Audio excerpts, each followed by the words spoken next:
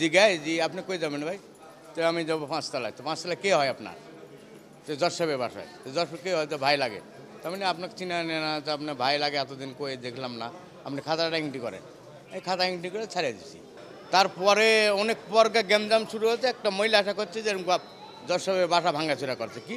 তখন আমি গেটে তালা মারা বাইরে দাঁড়াছি। আমাদের এই যে লোকজন যে ওদেরকে বের করে নিয়েছে, কারণ ৩ জনের অবস্থাই খারাপ ছিল। আপনার আমাদের ম্যানেজার যে আপনার হচ্ছে যে ওই আগে ছেলেটাকে নিয়ে আসছে নাকি, নিয়ে আসার পরে তারপর ওকে টেনে নিয়ে এসে নিচে রেখে তারপরে বাকিটা হসপিটালে নিয়ে গেছে। এটা আসলে আমি দেখার সুযোগ পাইনি, কারণ অটোতে করে নিয়ে টান মেরেছে, তো আসলে হসপিটালে নিয়ে যাওয়াটা জরুরি ছিল। এই কারণে আমরা হয়তো আসলে দেখার সুযোগ পাইনি। তবে ওই ছেলে যেটাকে সন্দেহ করা হচ্ছে ওই ছেলেটা এখানে পড়েই ছিল।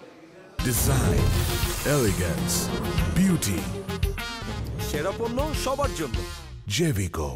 বাড়ির দারোয়ানের সাথে কথা বলে যে একজন লোক যার নাম লেমন মিয়া, সে 2টা বা 2:30টার দিকে এসে জজ সাহেবের ওয়াইফের ভাই পরিচয় দিয়ে এখানে প্রবেশ করার কিছুক্ষণ পরেই সেখানকার যে কাজের বয় সে তাকে দৌড়িয়ে এসে বলে যে তারা মারামারি লাগছে। এমত অবস্থায় সে এখানে তালা দিয়ে বাইরে যায় দাঁড়ায়। এরপরে কিছুক্ষণ পরে সে লোকজনকে ডাকলে এসে তাদের উপর থেকে আহত অবস্থায় চিকিৎসার জন্য নিয়ে যায়। এখানে লিমন মিয়া সে নিজেও আহত অবস্থায় আছে, জজ সাহেবের ওয়াইফ আহত আছে, আর জজ সাহেবের ছেলে মারা গিয়েছে।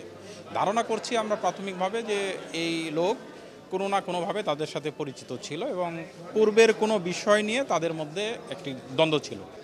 বিল্ডিংয়ে ঢুকে ওর সাথে রুমে ঢুকে ওখানে হাতাহাতি, ওখানে রুমের ভিতরে হাতাহাতি, রুমের বাইরে না, রুমের ভিতরেই। তো সেই কাজের মেয়ে ছিল, কাজের মেয়েটা আপনার চিল্লাচিল্লি করে পরে নিয়ে যাই মেডিকেলে যে মারা যায়। মানে নিয়ে যাওয়ার সময় দেখেছেন? হ্যাঁ নিয়ে যাওয়ার সময় দেখেছি।